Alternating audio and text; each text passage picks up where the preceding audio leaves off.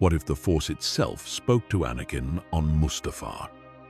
Let's explore the depths of it in the video. Time stops. Completely. Utterly. Absolutely. Obi-Wan's lightsaber freezes mid-strike. Lava hangs suspended in the air. Even Anakin's scream of rage cuts off mid-breath. Everything in the universe halts. Everything except Anakin himself. And then he feels it. A presence beyond anything he's ever encountered. Not Sidious, not Yoda, not any Jedi or Sith. This is older, vaster, infinite. The Force itself has come to Mustafar, and it's here to give the Chosen One a choice that will shatter destiny itself. Light begins to coalesce around him, shifting between 1,000 forms. Sometimes it's flowing energy. Sometimes it's countless stars. Sometimes it faces thousands of faces, Jedi, Sith, beings from across time and space. And when it speaks, billions of voices echo as one. Anakin Skywalker, Chosen One. Look upon what you have become. But how did it come to this? How did the galaxy's greatest hope fall so far that the Force itself had to intervene? Let's rewind just a few minutes to where this story truly begins. The lava rivers of Mustafar churn beneath them as Anakin Skywalker and Obi-Wan Kenobi clash in a duel that will decide the fate of the galaxy. Their lightsabers flash in the crimson glow, blue against blue, master against apprentice. Anakin's eyes burn with fury, corrupted by the dark side, while Obi-Wan's face is twisted with anguish and determination. They leap across platforms, their blades singing through the superheated air. The facility crumbles around them, consumed by fire and destruction. You were my brother, Anakin. I loved you. I hate you. Obi-Wan reaches higher ground, standing above Anakin on a black sandbank. His voice breaks as he issues his final warning. It's over, Anakin. I have the high ground. You underestimate my power. Don't try it. Anakin's rage consumes him.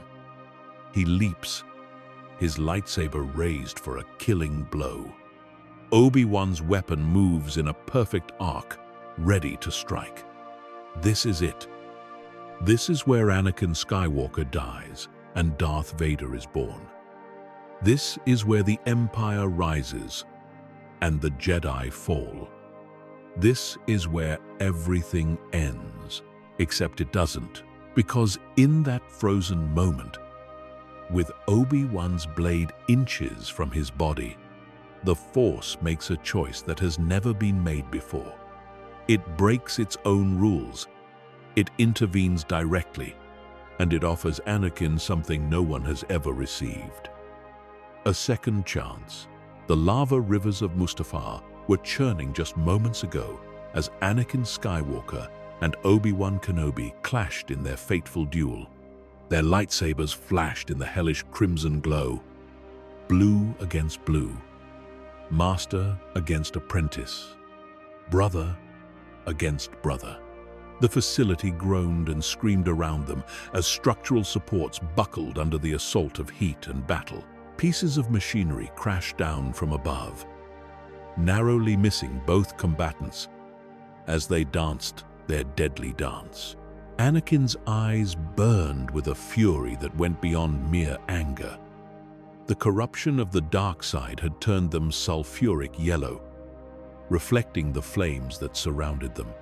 His movements were powerful but wild, driven by rage and pain and a desperate need to prove himself. Each strike came with the full force of his considerable strength, augmented by the dark side flowing through him like poison. He channeled his hatred, his fear, his anguish over Padme. Every emotion Palpatine told him to embrace. Every feeling the Jedi warned him to release, he poured into his attacks. Obi-Wan's face was a mask of anguish and determination. Tears streaked down his cheeks, instantly evaporating in the intense heat. His defensive Form 3, Soresu, had never been more perfect. Every parry was economical, every block precise. He redirected Anakin's overwhelming power rather than meeting it head-on, using his former apprentice's rage against him. But defense could only last so long, and both of them knew it. This duel could only end one way, and the thought tore at Obi-Wan's heart with every passing second. They leaped from platform to platform, ascending the collection facility as it began to collapse around them. Anakin pursued relentlessly, giving Obi-Wan no chance to rest, no opportunity to reason with him. The Jedi Master had tried words. He'd tried logic. He'd tried appealing to their bond. Nothing worked. The Anakin he knew, the bright-eyed boy from Tatooine who dreamed of freeing all the slaves, the passionate young man who fell in love with a senator, the skilled warrior who saved his life countless times during the Clone Wars, that Anakin seemed to be gone. In his place was this twisted creature of rage and hatred. You were supposed to destroy the Sith, not join them. You were supposed to bring balance to the Force, not leave it in darkness. Anakin's response was a wordless roar of fury as he launched himself at Obi-Wan with renewed ferocity. Their blades locked together, blue light crackling against blue light, their faces inches apart. Obi-Wan could feel the heat of his former apprentice's rage, could smell the smoke and sulfur that clung to both of them. I have brought peace to my new empire. I have ended the chaos. I have the power to save Padme, to save everyone I care about. The Jedi were holding me back. The Council never trusted me. They feared my power. Power? Obi-Wan shoved him back, their lightsabers separating in a shower of sparks. This isn't power, Anakin. This is slavery. Palpatine has enslaved you, just as surely as Watto enslaved you as a child. Can't you see that? The words hit harder than any lightsaber strike could. For just a moment, a flicker of doubt crossed Anakin's face. Memories flashed through his mind, unbidden.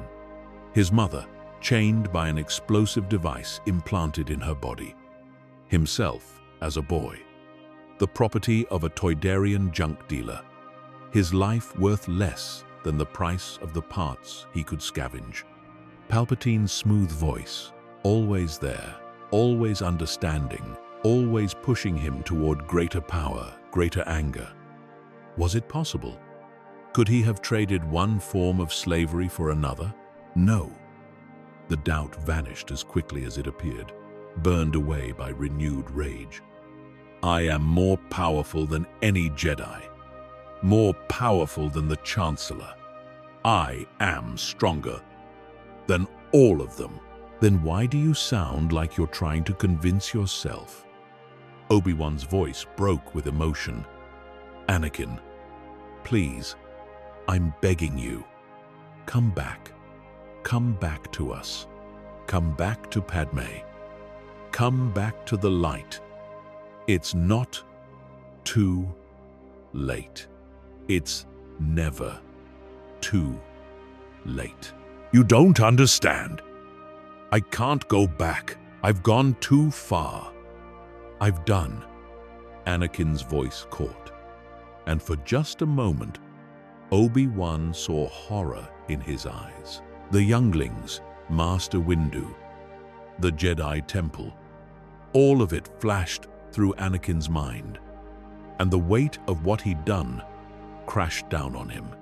But instead of breaking through the darkness, it only drove him deeper into it. He couldn't face what he'd done. He couldn't accept the monster he'd become. So he did what Palpatine taught him to do. He transformed the guilt into rage. I hate you. I hate the Jedi. I hate the Council. I hate everyone who held me back, who doubted me, who feared me. Anakin charged forward, his attacks becoming even more wild and unpredictable. Obi-Wan gave ground, ascending higher into the facility. The heat was almost unbearable now. Both of them were drenched in sweat, their robes singed and smoking. Obi-Wan's breathing was labored, his arms aching from the constant strain of deflecting Anakin's powerful blows. But he kept moving, kept defending, kept hoping that somehow his words would reach his former apprentice. They fought their way out onto an external platform, the lava river flowing beneath them in a molten torrent.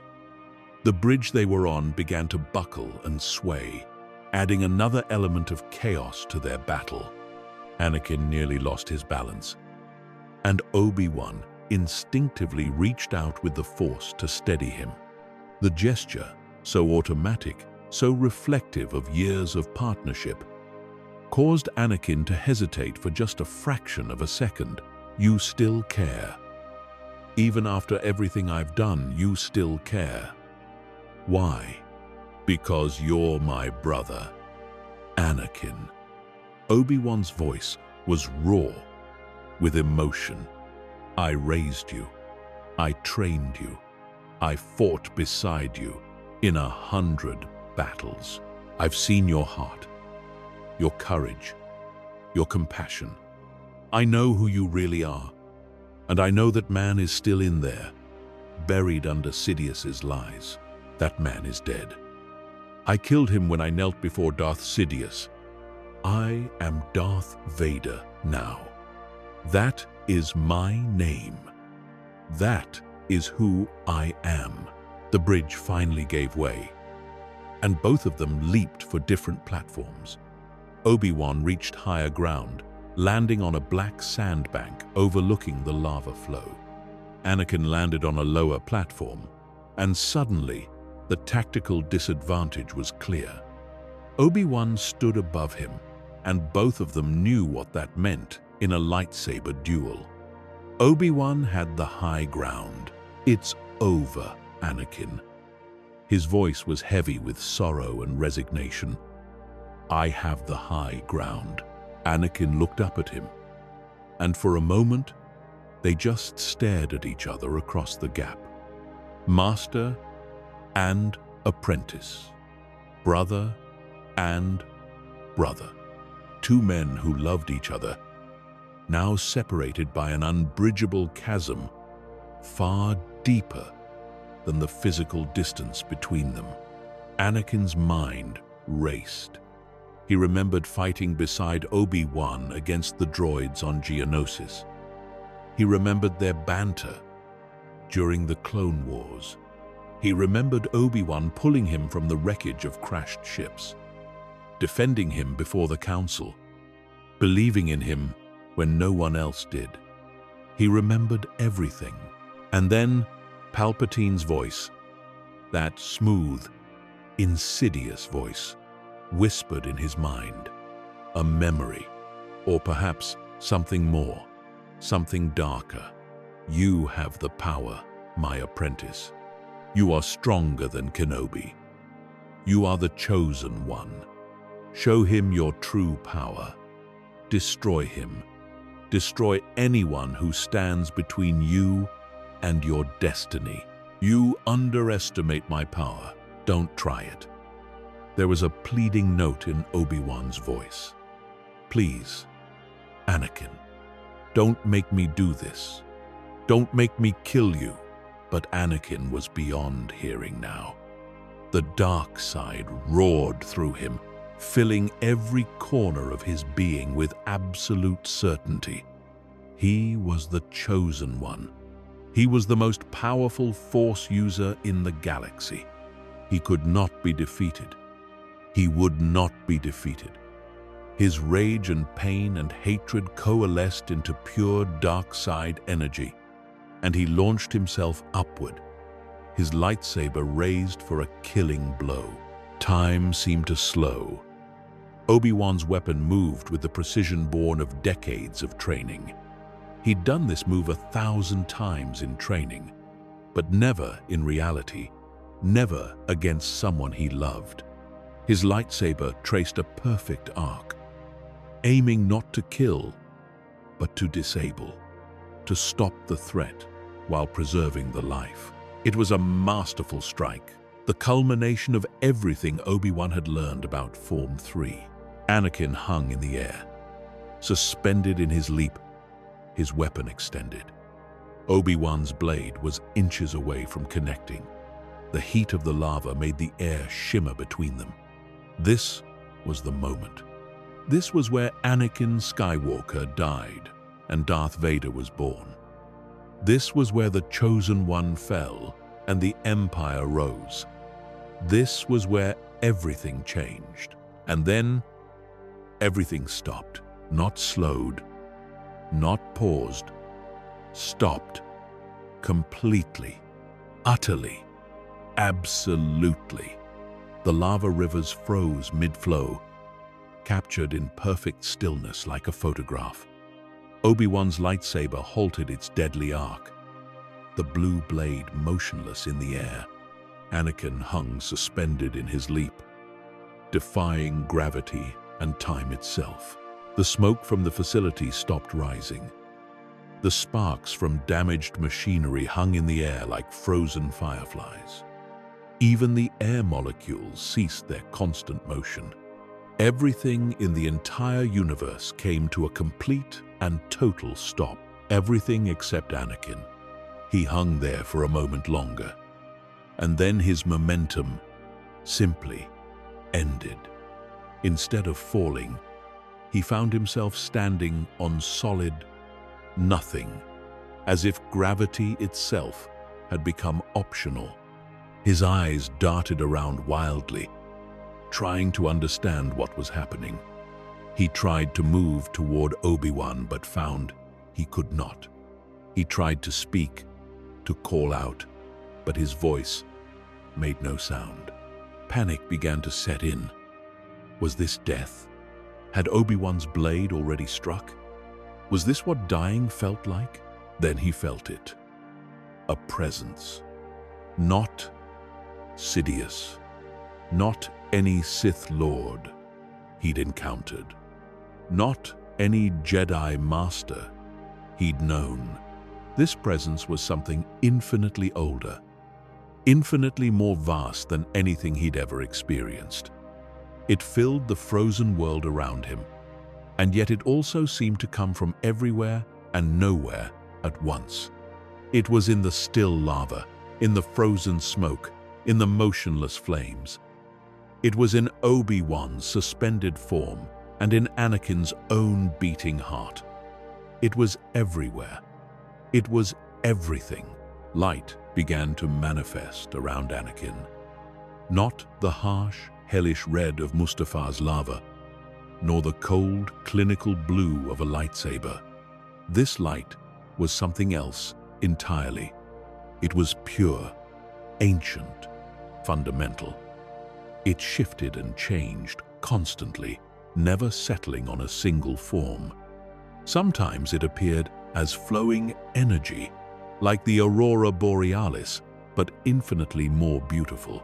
Sometimes it coalesced into the shape of countless stars, galaxies swirling in miniature around him. Sometimes it took the form of faces, thousands upon thousands of faces, each one different, but all somehow the same. The faces. Anakin recognized some of them. Qui-Gon Jinn, the master who first believed in him. Mace Windu, whose death was still fresh in Anakin's memory.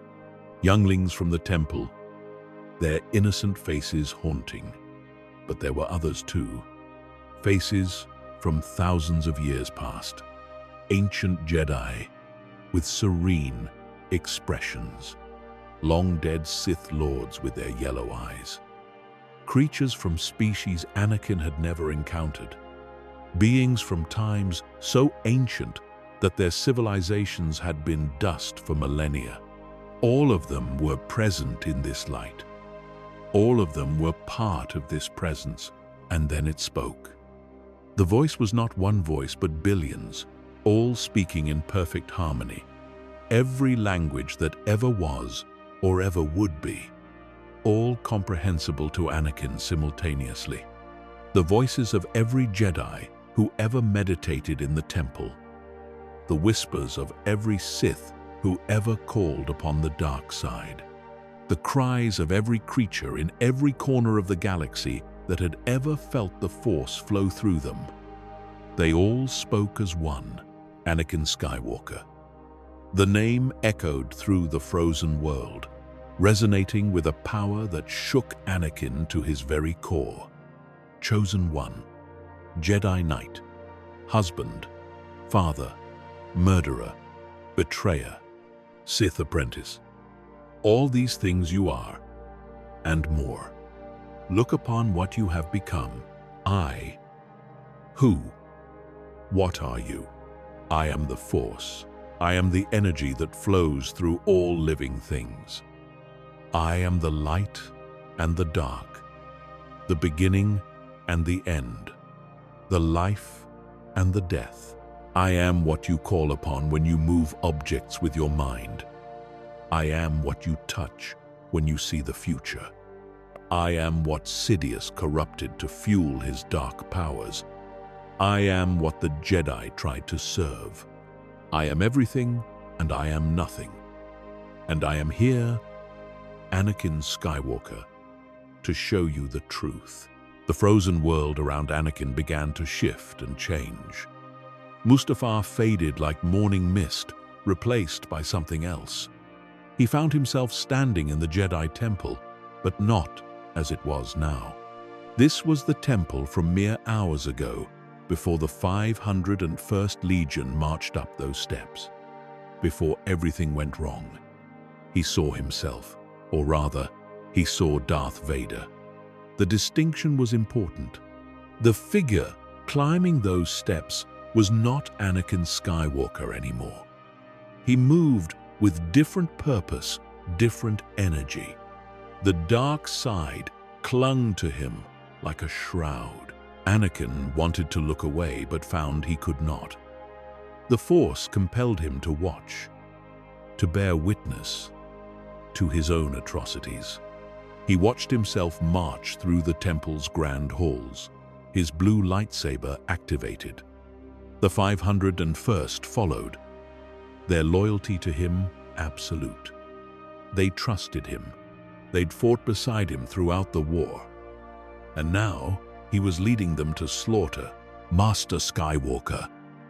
A young Jedi Knight ran toward him, relief on her face.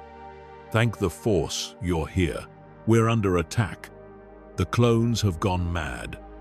They're killing everyone. We need to evacuate the younglings. We need to... Her words cut off as Anakin's lightsaber pierced her chest. The look on her face, the betrayal, the confusion, the pain. It burned itself into Anakin's memory. He wanted to scream, to explain that he wasn't watching this, that he was being forced to witness it. But no sound came. He was forced to watch as his other self, his dark self, stepped over her body and continued deeper into the temple. The visions continued, relentless and merciless. He saw himself enter the council chamber where the younglings were hiding. He saw their innocent faces light up with hope when they saw him. Master Skywalker! There are too many of them. What are we going to do? The little boy couldn't be more than 6 years old. He was terrified, but trying to be brave, trying to be a Jedi. And then Anakin watched his lightsaber ignite. He watched the children's hope turn to confusion, then to terror. He heard their screams. "No, stop! I don't want to see this." Anakin's voice finally worked, raw with anguish. "I know what I did. I know what I am. Why are you showing me this?" "Because you must see, Anakin Skywalker. You must truly see, not through the lens of rage or the justifications Sidious has fed you, but with clear eyes. This is what you have done." The scenes continued. Every Jedi he cut down, every clone trooper who followed his orders without question, not knowing they were participating in the genocide of the order they'd fought beside for 3 years. He saw Jedi Knight after Jedi Knight fall to his blade. Some tried to fight. Others tried to reason with him. A few simply accepted their deaths, understanding that their former general was lost to them. All of them died, and it was his hand that killed them. But the Force was not done. The scene shifted to the landing platform where Anakin confronted Padme. He watched himself, consumed by rage and paranoia, accusing her of betrayal. He saw her face, the woman he loved, more than life itself, twisted in fear and anguish. And then he watched himself use the Force to choke her, to crush the life from the one person in the galaxy who loved him unconditionally, who saw past his flaws and believed in him always. Padme. The name tore itself from Anakin's throat. Is she? Did I? Watch. Know the truth of your choices. The scene shifted forward. He was no longer on Mustafar. He was in a medical facility, clean and white and sterile. It was Polis Massa, though he didn't recognize it. On a medical table lay Padme, and she was dying. Medical droids swarmed around her, their instruments probing and scanning, but they found nothing. No physical injury, no disease, no clear cause. She was simply fading, as if the life was being drawn out of her by some invisible force. Medically, she is completely healthy. For reasons we can't explain, we are losing her. She's lost the will to live. Anakin watched in horror as Padme's eyes fluttered open one last time. Her hand moved to her stomach, where their children grew. Children he didn't even know existed yet. Children who would never know their mother if this future came to pass. There is still good in him. The words were barely a whisper, taking the last of Padme's strength. I know there is still. Her voice trailed off. Her hand fell. The medical droids continued their work, preparing to deliver the babies by emergency cesarean section. But Padme Amidala, the queen, who became a senator, the woman who fought for peace and justice, the mother who never got to hold her children, was gone. And Anakin realized with crystalline clarity that he killed her, not with his hands around her throat, though that started the process. He killed her with his fall to the dark side, with his betrayal of everything they both believed in, with his transformation into a monster. No, no, this can't be real. This is a trick. Sidious said I could save her. He promised. Sidious promised you power, and power is what you received. But power over death, that was always a lie. Anakin Skywalker. The dark side can prolong life through unnatural means, through corruption and pain and the suffering of others. But it cannot save. It can only destroy. And you destroyed The one thing you sought to protect. The scene shifted again. And now Anakin stood in an operating theater. The medical droids here were different, more advanced, designed for cybernetic integration. On the operating table lay a body so burned and mutilated that it was barely recognizable as human. But Anakin knew. He knew because he could feel the connection. That broken, ruined thing was him. This was his future. If he continued down the dark path, he watched the procedure with horrified fascination. The droids worked with mechanical precision, cutting away destroyed tissue, fitting cybernetic replacements where organic parts were too damaged to save. Both legs gone, replaced by mechanical analogs. The left arm burned beyond recovery, replaced by a prosthetic.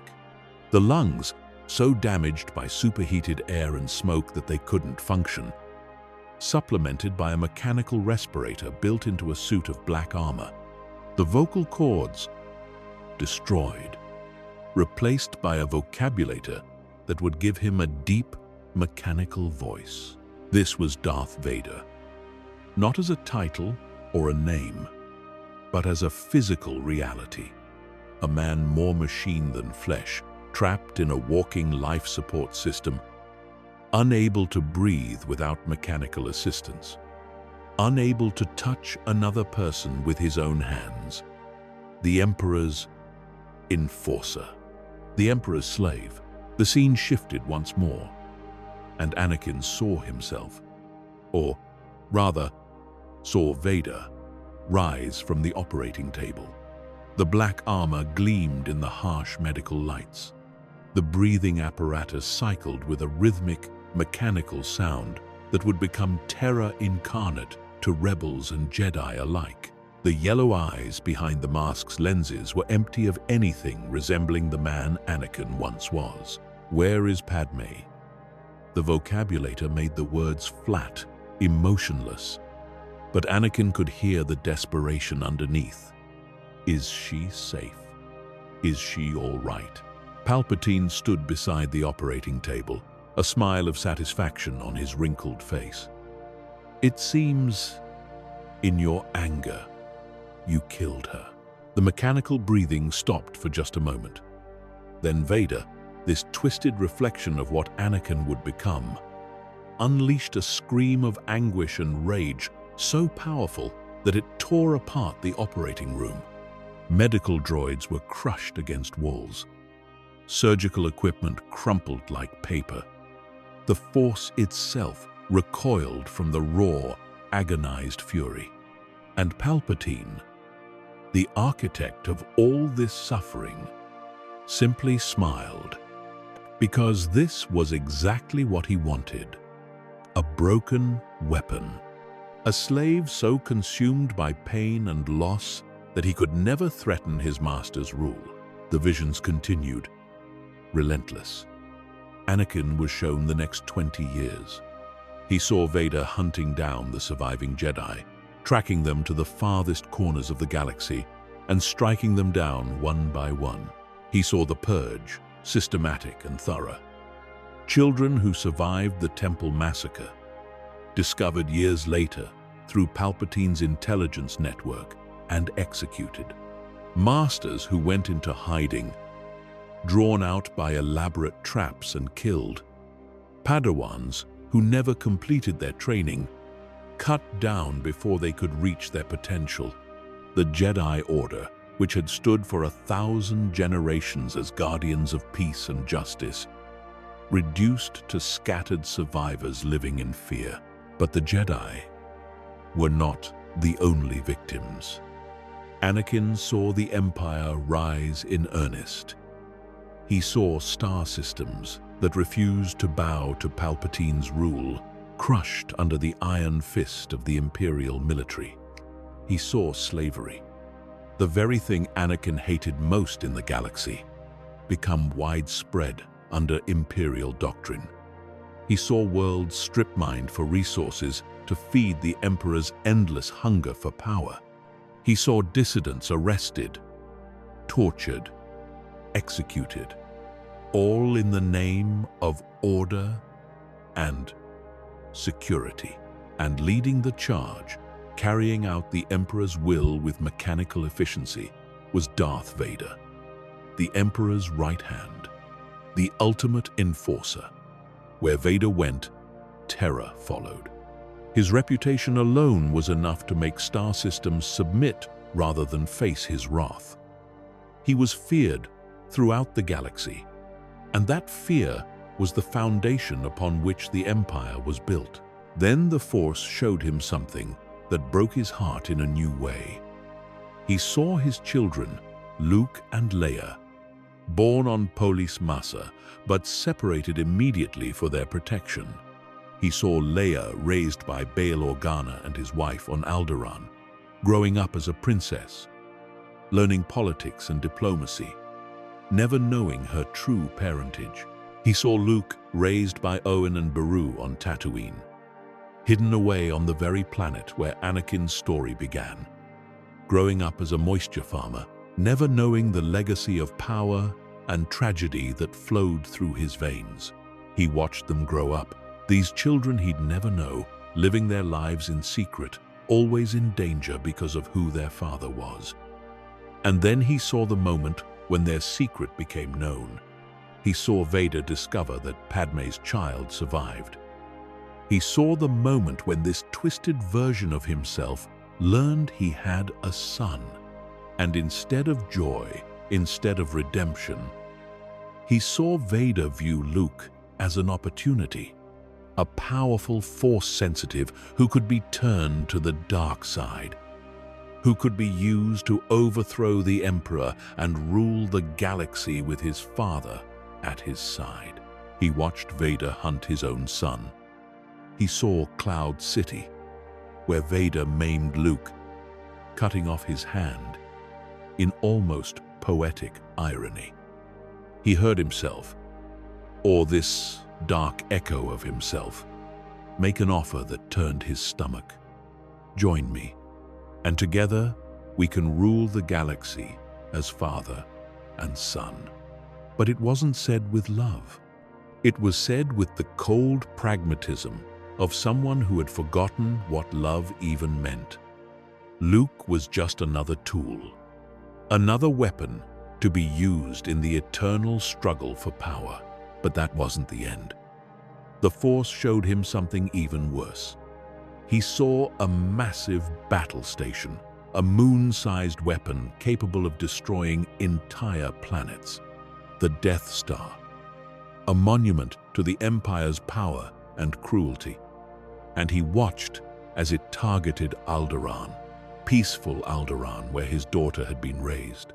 He watched as Leia, now a captured rebel leader, was forced to watch her homeworld, her adoptive parents, every friend she'd ever known, everyone and everything she loved, obliterated in a single blast.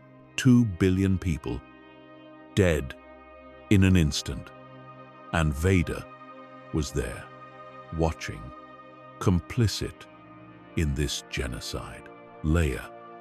The name was a sob. Force, please. No more. I understand. I understand what I've become, what I'll become. Please, stop. You must see the full truth. Anakin Skywalker, the dark path you have chosen does not lead where you think it does. You sought power to save your loved ones. Instead, you destroyed them. You sought to bring order to the galaxy. Instead, you brought tyranny and suffering.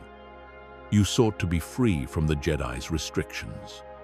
Instead, you became the ultimate slave. But I did it for Padme. I did it to save her. Sidious promised me he could teach me to save her. And did he? The Force's voice was not mocking, but there was a weight to the question that forced Anakin to truly consider. Did Darth Sidious teach you to save life? Or did he teach you only to destroy it? You have fallen so far, embraced so much darkness. And what do you have to show for it? Your wife, dead by your hand. Your children, orphaned before they're even born. Your brothers in the Jedi Order, slaughtered. Your soul, corrupted beyond recognition. This is the price of power, Anakin. This is what the dark side truly offers. Not salvation, but damnation. The visions finally stopped, and Anakin found himself once again in the frozen moment on Mustafar. But he was no longer the same. He'd seen everything, every consequence of his choices, every life he'd destroyed, every future he'd poisoned. The weight of it all crashed down on him. And for the first time since he knelt before Palpatine and accepted the name Darth Vader, Anakin Skywalker truly saw what he'd become. He fell to his knees, or at least made the motion. Since he was standing on nothing in frozen time, the gesture was symbolic. But it was no less meaningful for that. Tears streamed down his face, vaporizing in the heat that still radiated from the frozen lava. I'm a monster. I've destroyed everything I ever loved, everything I ever fought for. The Jedi were right to fear me. The Council was right to deny me the rank of Master. Padme was right to be afraid when she saw what I'd become on Mustafar. Obi-Wan was right when he said I was lost. I'm not the chosen one. I'm the galaxy's greatest failure. You are both and neither. The Force's voice had changed. It was still billions of voices speaking as one, but now there was something else in it. Compassion, understanding, the voices of all those who had fallen and risen, who had stumbled and found their way again. You are the chosen one, Anakin Skywalker. That has not changed. What has changed is your understanding of what that means. I don't understand. How can I still be the chosen one? I've fallen to the dark side. I've murdered children. I've betrayed everything the prophecy stood for. I've brought darkness, not balance. And yet, you kneel here, in this moment outside of time, with full knowledge of your crimes and their consequences. You are not making excuses. You are not blaming others. You see yourself clearly, perhaps for the first time in your life. That clarity, that honest acknowledgement of what you have done, that is the first step on a different path. What path? Anakin looked up at the swirling light that surrounded him. I can't undo what I've done. I can't bring back the younglings. I can't restore the Jedi I've killed. The prophecy is broken. I'm broken. The prophecy speaks of bringing balance to the Force. It does not speak of perfection. It does not demand that you never fall. Balance, true balance, requires understanding both light and dark. You have touched the dark side, Anakin Skywalker. You have felt its power and seen its corruption. You have fallen further than almost anyone in the history of the galaxy. But that fall does not have to define you, because I am offering you something that has never been offered before. A choice. A choice? Time will resume. Obi-Wan's blade will fall. Your body will be broken and burned, just as you have seen. The pain will be beyond anything you can imagine. You will teeter on the edge of death. And in that moment, you will have a choice. You can let the pain fuel your rage. You can let the hatred consume you. You can become Darth Vader, just as you have seen, and bring decades of suffering to the galaxy. Or you can reject the dark side. Even in your agony, even with all the damage you have done, you can turn back to the light. The path will not be easy. The Jedi will not welcome you with open arms. Many will call for your execution. The crimes you have committed cannot be forgiven by simple words or good intentions. You will bear the scars of your fall for the rest of your life, both physical and spiritual. But you can choose to rise, Anakin Skywalker.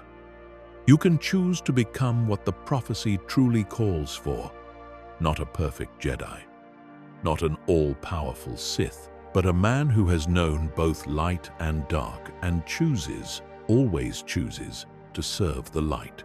Why? Anakin's voice was raw, broken. Why would you give me this choice?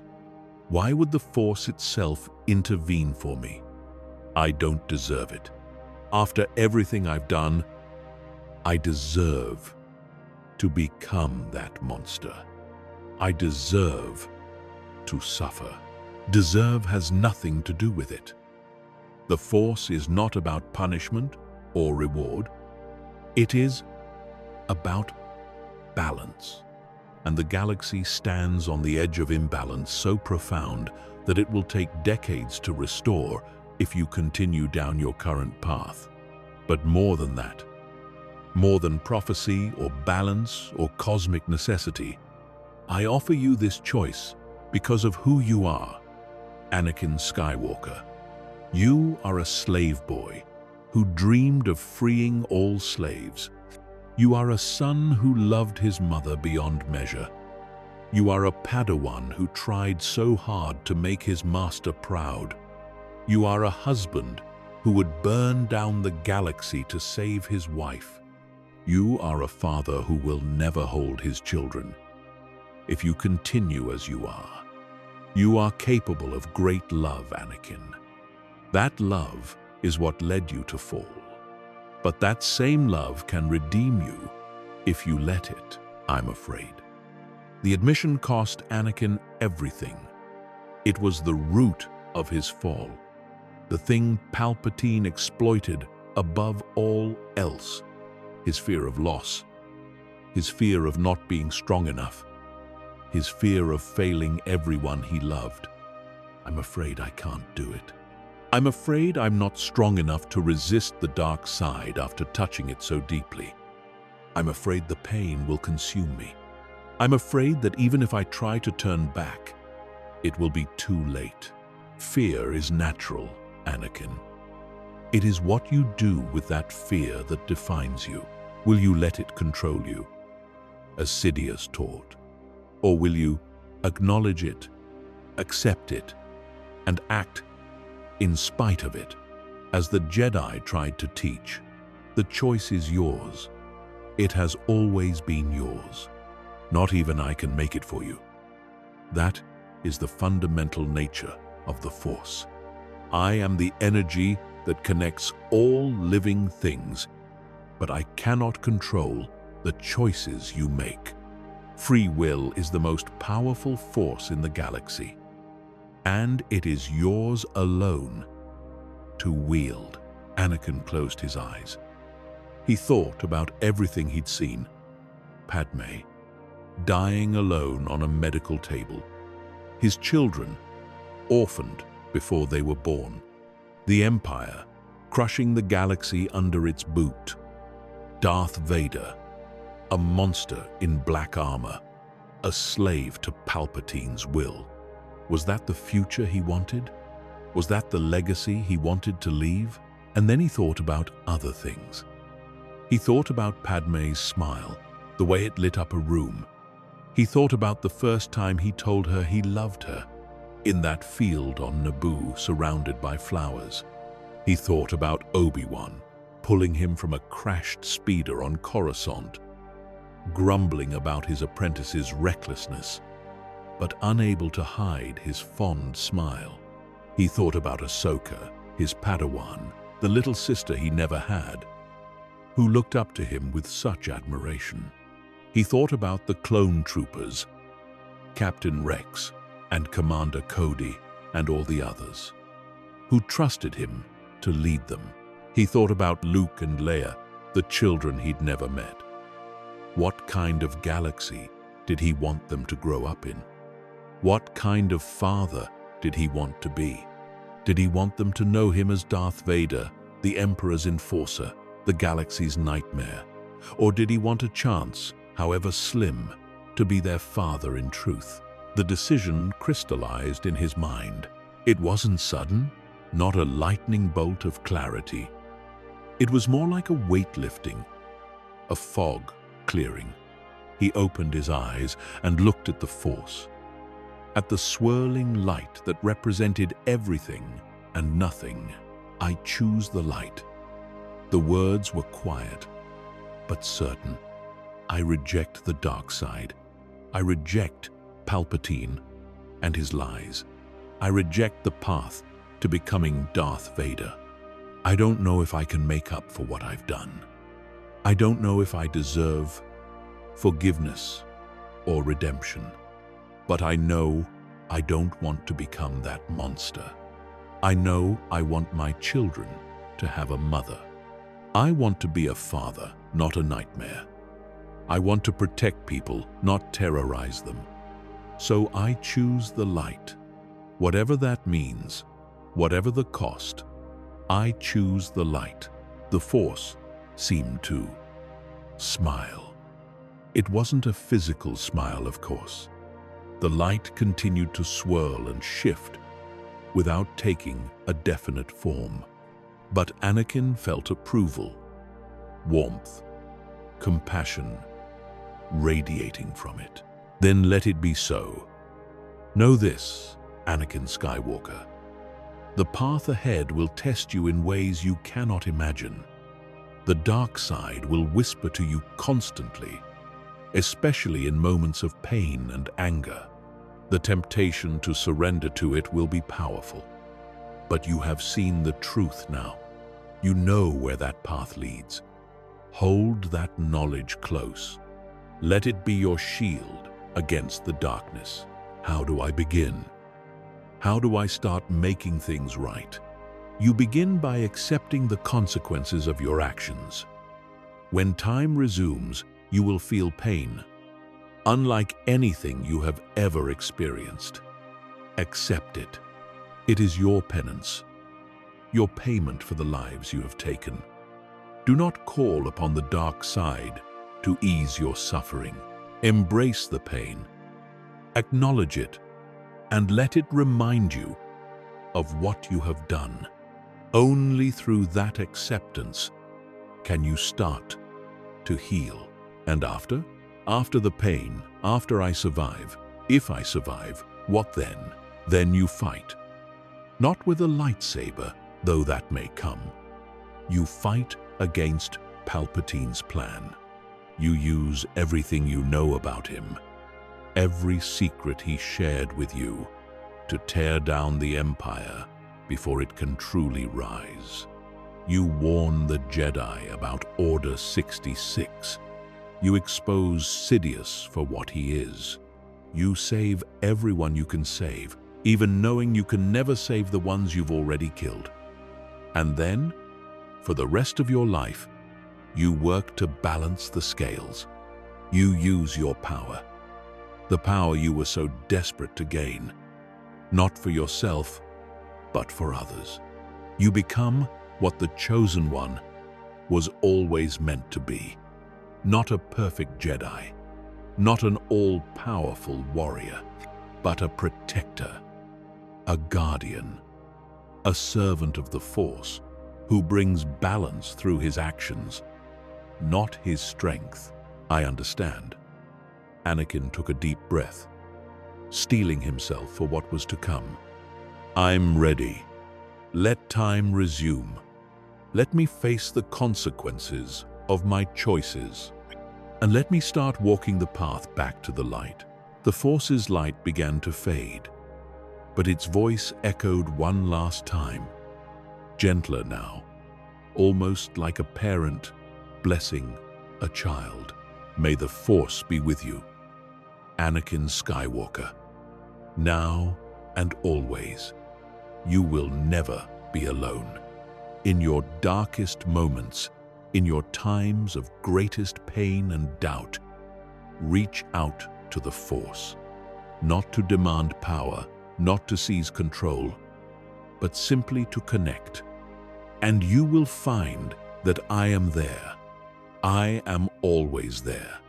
For you are part of me, as all living things are, and I will guide you, if you let me. Walk in the light, chosen one.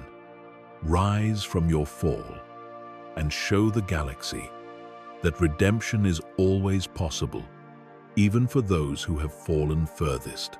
The light vanished completely. The frozen world began to move again, slowly at first, then faster. The lava resumed its flow. The smoke began to rise. Obi-Wan's lightsaber continued its arc. And time, blessed time, returned to the universe. Obi-Wan's blade connected. Anakin felt it, the searing agony, as the blue blade cut through his legs and his remaining organic arm. The pain was immediate and overwhelming, a white-hot supernova of suffering that consumed every thought. He collapsed onto the black sandbank, his body broken and burning. The heat of the lava seared his remaining flesh, and the pain, the unimaginable pain, threatened to drive him into unconsciousness. But he remembered. He remembered the Force's words. He remembered the visions of what he'd become if he surrendered to the pain. And so, instead of calling upon the dark side, instead of letting his rage fuel him as Palpatine taught, Anakin did something he'd rarely done in his life. He accepted the pain. He accepted that he deserved this suffering. He accepted that this was the price of his choices.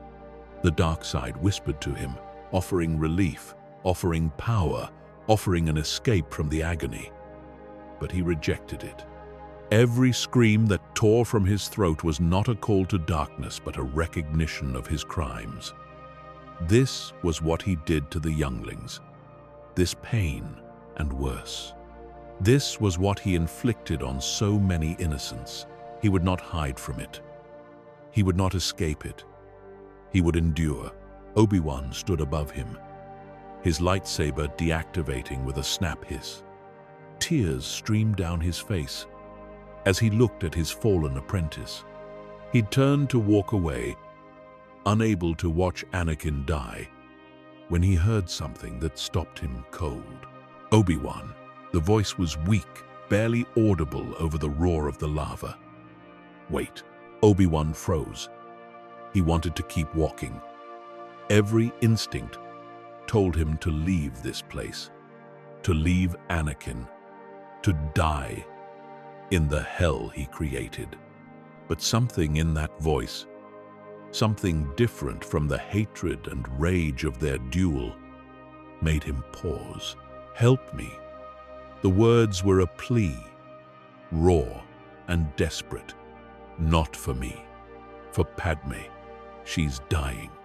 Polis Massa, the babies. Please. Obi-Wan turned slowly, his face a mask of confusion and pain. What? Palpatine lied. Anakin's words came in gasps between waves of pain about everything. Power to save life. All lies. I've been such a fool. Destroyed everything. But Padme can still save her. Please, begging you. Obi-Wan approached cautiously, searching Anakin's face. The yellow corruption of the dark side was still there, but it was fading. And underneath, behind the pain and the burns and the anguish, Obi-Wan saw something he thought was lost forever. He saw Anakin, not Darth Vader, not the monster who killed younglings, but Anakin Skywalker, his brother, his friend, the bright-eyed boy who dreamed of freeing slaves and bringing justice to the galaxy. What happened? Obi-Wan knelt beside him, his training as a healer, warring with his grief and anger. What changed? Force spoke to me. Anakin managed through gritted teeth, showed me everything, what I'd become, what can't explain. But I understand now. Darkness was a lie. Sidious used me, destroyed me, but not too late. Can still save everyone else. In the distance, the unmistakable sound of a shuttle approaching. Obi-Wan recognized the design immediately. Palpatine's personal transport. The Emperor had come to collect his prize, to take the broken shell of Anakin Skywalker and rebuild him as Darth Vader. There was no time to deliberate. No time to question whether Anakin was telling the truth, or if this was some elaborate dark side trick. Obi-Wan made a choice. It defied logic. It went against every tactical consideration. But sometimes the Force called for faith over reason. He reached down and used the Force to lift Anakin's broken body as gently as he could, even though every movement caused his former apprentice to cry out in pain. "Hold on. Just hold on. I've got you." He ran, carrying Anakin away from the lava flows toward his ship hidden in the facility's landing bay. Behind them, Palpatine's shuttle landed on the platform they just vacated. The ramp lowered, and the Dark Lord of the Sith emerged, his yellow eyes scanning the battlefield. He sensed Anakin's presence immediately, felt the agony and pain, and a satisfied smile crossed his wrinkled features. His new apprentice was ready to be collected, to be rebuilt, to be enslaved. But then his smile faded. He reached out with the Force, searching for Anakin more carefully, and what he found disturbed him. The darkness he so carefully cultivated over years of manipulation was diminishing. The corruption was fading. The rage and hatred that should be overwhelming Anakin in this moment of ultimate suffering was absent. Something was wrong. Something was very, very wrong. No, Palpatine's word was barely a whisper, but it carried the weight of his fury. That is not possible. He is mine. He rushed toward where he sensed Anakin, but he was too late. Obi-Wan's ship lifted off from the facility, its engines firing at full power. Palpatine emerged onto the landing platform, just in time to see it accelerating away. His rage exploded outward, and lightning crackled from his fingertips, striking at the departing vessel. But Obi-Wan was already too far, and moments later, the ship disappeared into hyperspace. Palpatine stood alone on the landing platform, surrounded by fire and destruction, and for the first time in decades, he felt something close to fear. His plan, his decades-long manipulation of Anakin Skywalker, his carefully constructed future with the most powerful Force user in the galaxy as his enforcer, all of it was slipping through his fingers. Something had interfered. Something, or someone, had turned Anakin from his path at the last possible moment. He reached out with the Force, searching for answers, but found only an echo. A presence vast and ancient, something that touched all things, but remained forever beyond his grasp. The Force itself had intervened, and even Darth Sidious, Dark Lord of the Sith, Emperor of the galaxy to be, could not stand against that. No matter, Palpatine forced himself to calm. This is a setback, nothing more. Skywalker is broken, dying. Even if Kenobi manages to save him, he will be crippled, weak, vulnerable. And I still have Order 66. I still have the clone army. I still have the Senate. One Jedi, one failure, cannot stop what I have put into motion. He returned to his shuttle, already making plans, already adapting. This was what Sith did. They adapted, they overcame, and they ultimately prevailed. On the ship racing away from Mustafar, Obi-Wan had laid Anakin in the medical bay. The ship's automated systems immediately began working on him, administering pain medication, applying Bacta to his burns, stabilizing his vital signs. But the damage was catastrophic. Both legs were gone, severed above the knee. His left arm was destroyed. His remaining flesh was burned over more than half his body. His lungs were severely damaged by the superheated air and smoke he inhaled during the duel. By all rights, he should be dead already, but Anakin clung to life with a determination born of newfound purpose. Every breath was agony. Every heartbeat sent pain coursing through his ruined body. But he didn't surrender. He accepted the pain, embraced it, used it to remind himself of what he'd done and what he must do. The dark side whispered constantly in his ear, offering relief, offering power. It would be so easy to give in, to let the hatred consume the pain. But he resisted. Every second was a battle, but he kept fighting.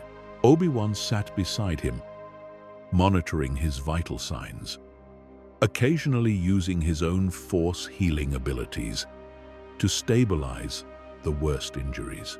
He wasn't as skilled a healer as some Jedi, but he knew enough to keep Anakin alive until they reached proper medical facilities. As he worked, he studied his former apprentice's face. The burns were terrible. The scars would be permanent. But there was something in Anakin's expression, even twisted with pain as it was, that gave Obi-Wan hope, a determination that went beyond mere survival. What did you see, Anakin? What did the Force show you? Anakin's eyes fluttered open, the yellow already fading to blue. Everything, every consequence of my choices. Padme, dying, children, orphaned, becoming Vader, the Empire, all of it. He coughed, and the pain made him cry out. Force showed me what I would become, gave me choice. Dark path or redemption. And you chose redemption, even knowing the pain you'd face, the judgment, the consequences. You chose to turn back, had to, for Padme, for the children, for you, for everyone. Anakin's organic hand found Obi-Wan's. I'm sorry, so sorry. Temple, younglings, Mace, trying to kill you. All of it can never make it right, but have to try. We'll find a way, together. Obi-Wan squeezed his hand gently. Just stay with me. Don't let go. Won't. Promise. Have to warn everyone. Order 66. Clones will turn. Have to stop Palpatine before too late. Obi-Wan's blood ran cold. What is Order 66? Contingency order. In every clone, when Palpatine activates, they'll execute all Jedi. He's probably already done it. Can feel it. Jedi dying across the galaxy. Obi-Wan reached out with the Force, extending his senses as far as he could, and the truth hit him like a physical blow. Anakin was right. He could feel it. Disturbances in the Force, like stars winking out one by one. Jedi were dying. The purge had begun. Master Sekura on Felucia, Master Mundi on Migito, Commander Cody on Utapau, the same commander who fought beside Obi-Wan mere hours ago, had likely turned on any Jedi with him. The clone army, the brothers who fought alongside the Jedi for 3 years, had become executioners. Force, help us. How many have we lost already? Too many, but not all. Anakin forced the words out. Palpatine's plan requires time. Consolidate power. Reorganize Republic into Empire. If we act fast, can stop him, expose him, save whoever's left. Obi-Wan nodded, his mind already racing through possibilities. They needed to reach Polis Massa. They needed to warn the survivors. They needed to expose Palpatine. But first, they needed to save Padme. If Anakin was right, if she was dying, then time was running out. Hold on, Anakin. We're almost there. Just a little longer. Padme needs you. Your children need you. And for what it's worth, I need you too, my brother. Anakin's eyes closed, but a small smile crossed his burned face. Not lost. Not yet. Can still fix this. Will fix this. Promise. The ship dropped out of hyperspace near Polis Massa, and Obi-Wan immediately signaled for emergency landing clearance. Within minutes, they were on the ground, and Obi-Wan was rushing Anakin's broken body into the medical facility. The staff there, trained for all manner of injuries, still recoiled at the sight of the burns and missing limbs. But they were professionals, and they immediately set to work. In another room, Padme lay on a medical table, her life force fading with each passing moment. Medical droids swarmed around her, their scans finding nothing physically wrong. But she was dying nonetheless, the will to live draining from her, as surely as if her blood was spilling onto the floor. Bail Organa stood nearby, worry etched on his face. Master Yoda was there too, his ancient eyes closed as he meditated, seeking answers in the Force. Medically, she is completely healthy. For reasons we can't explain, we are losing her. She's lost the will to live. Yoda's eyes opened, and for just a moment, surprise crossed his normally serene face. A disturbance in the Force. There is. Something has changed. Something unexpected. The door burst open, and Obi-Wan rushed in, his robe singed and stained with blood. Behind him, medical droids wheeled in Anakin's broken form on a hover gurney. Bail and Yoda stared in shock. "What have you done, Obi-Wan?" Bail's voice was barely a whisper. Something changed on Mustafar. Obi-Wan's words came in a rush. "I don't understand it fully," but Anakin came back. The Force itself spoke to him, showed him what he'd become. He's rejecting the dark side. And he warned me about Padme. He said, "She's dying. Impossible." Yoda's voice was firm, but there was uncertainty in his eyes. Too far gone, Anakin was. Sensed it. I did. Consumed by the dark side, he had become. Then, sense this. Obi-Wan opened himself fully to the Force. And both Yoda and Bail felt it. The darkness that consumed Anakin was receding like a tide pulling back from the shore. It was still there, The corruption ran deep, staining his soul, but it was no longer overwhelming. Instead of the all-consuming darkness they expected, they sensed struggle.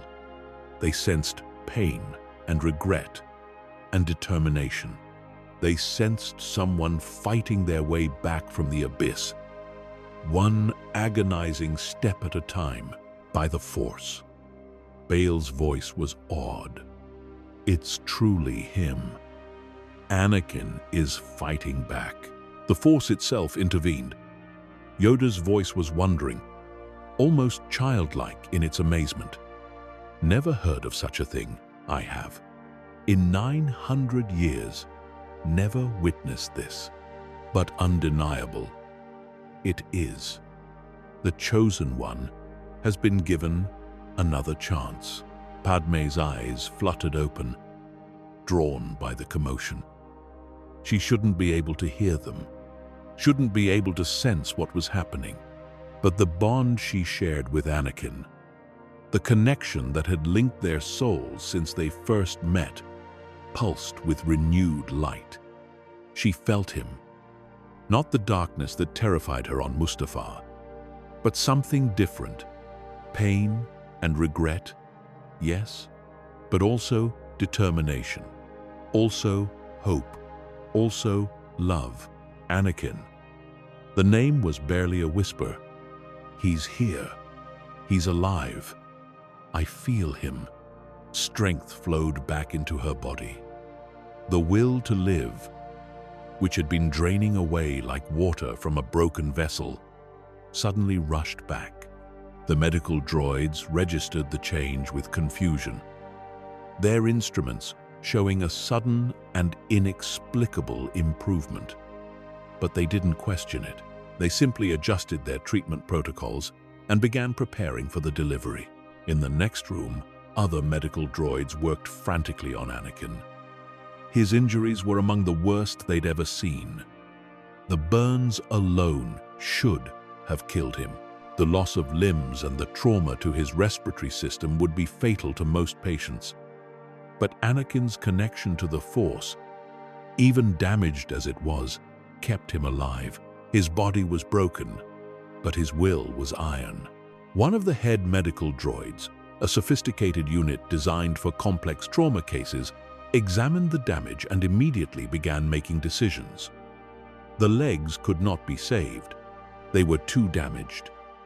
The nerve endings too destroyed. Cybernetic replacements would be necessary. The same for the left arm. The lungs were functional, but barely. He'd need a respirator, at least temporarily, possibly permanently. The vocal cords showed damage from the smoke and heat. There may be permanent changes to his voice, but he'd live. Against all odds, with the best medical care Polis Massa could provide, and with the Force sustaining him, Anakin Skywalker would survive. Hours passed. The medical teams worked with mechanical precision, performing surgery after surgery. Cybernetic specialists were brought in to fit the prosthetics. Tissue regeneration specialists worked on the burns, trying to minimize scarring. Respiratory therapists calibrated the breathing apparatus. It was a monumental effort, a testament to the skill and dedication of everyone involved. In the other room, Padmé's labor progressed naturally now that her will to live had returned. The medical droids monitored her carefully, ready to intervene if complications arose.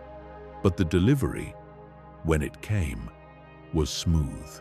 First a boy, small but healthy, crying lustily as he entered the world. Then a girl, smaller still, but with lungs just as strong. Luke and Leia Skywalker, children of prophecy, children of hope, were born into a galaxy on the brink of darkness. Padmé held them, tears of joy streaming down her face. She was exhausted, drained by the ordeal of birth and near death. But she was alive. Her children were alive. And Anakin, somehow, impossibly, was alive too. She didn't understand how or why. She didn't know what happened on Mustafar or what changed in Anakin's heart, but she felt it through their bond.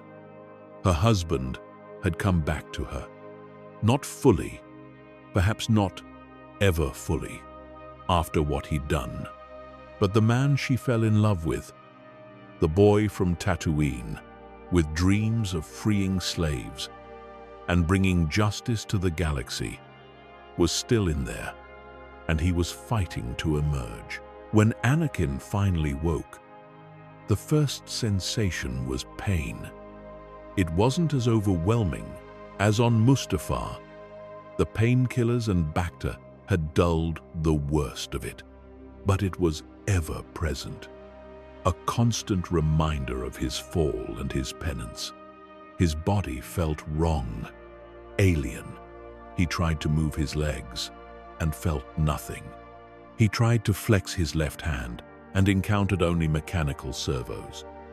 He tried to take a deep breath and heard the hiss of a respirator assisting his damaged lungs. This was his new reality. This was the price of his choices, and he accepted it. He opened his eyes slowly, adjusting to the light. The medical bay was clean and white, so different from the red hell of Mustafar. Obi-Wan sat beside his bed, looking exhausted but alert. When he saw Anakin's eyes open, relief flooded his face. "You're awake. Thank the Force. You've been unconscious for almost 12 hours. The medical droids have done all they can for now. The rest is up to you and the Force." "Padme?" Anakin's voice was rough, damaged by the smoke and heat. "Is she?" "She's alive." Obi-Wan's smile was genuine. "You saved her, Anakin. By warning me, by turning back. You saved her, and your children are alive too." "Children?" Anakin's eyes widened. "Plural? Twins. A boy and a girl. Luke and Leia. They're healthy. Perfect. Padme is resting with them now. She's been asking about you constantly." For a moment, Anakin couldn't speak. The emotion was too overwhelming. His children. He had children. A boy and a girl. Born into a galaxy he helped darken. But born alive, with a mother who lived to raise them. It was more than he deserved, more than he dared to hope for. "I want to see them. Please, I need to see them. Need to know they're real. Soon. First, we need to talk." Obi-Wan's expression became serious. "Master Yoda is here. So is Bail Organa. They know everything. Anakin, they know about the temple, about the younglings, about your fall to the dark side. They're willing to listen to your story, to understand what happened and why. But you need to know that some of them want you executed for your crimes. And I can't say they're wrong." "I understand." Anakin closed his eyes, accepting the judgment. "I deserve execution. What I've done. There's no punishment severe enough. But before that happens, I have to help you stop Palpatine. I know his plans. I know about Order 66, about the Empire, about everything he intends to do. We can stop him, but only if we act quickly. Order 66 has already been activated." Yoda's voice came from the doorway, the ancient Jedi Master entering with Bail Organa behind him. "Lost many Jedi we have, across the galaxy, struck down by their own clone troopers. A great disturbance in the Force, it was. Felt each death, I did. Anakin's face crumpled with grief. How many? Too many. Dozens confirmed dead, perhaps more. Master Secura, Master Mundi, Master Koth, and those are only the ones we know about. Many Jedi were stationed in remote locations. No way to contact them, there is. No way to warn them before the clones turned. And Mace Windu? Master Windu. Anakin, couldn't finish the sentence. The memory was too fresh, too painful. Palpatine unleashing lightning, Mace Windu deflecting it, the Sith Lord weakening, and then Anakin intervening, cutting off Mace's hand, allowing Palpatine to throw him from the window to his death. Dead, Master Windu is. By your hand, his death came. Master Tin, Master Kolar, Master Fisto, all dead. Defending the Republic from a Sith Lord they were, and betrayed by a Jedi they trusted. Yoda's voice was heavy with grief and anger. Explain yourself. You must. Why did you turn? Why did you fall so far? What possible reason could justify what you have done? Anakin met his eyes, not flinching from the anger and disappointment he saw there. There is no justification. What I did was unforgivable, but I can at least explain how I fell. It started with my mother. He told them everything. His nightmares of Shmi dying in agony, helpless to save her.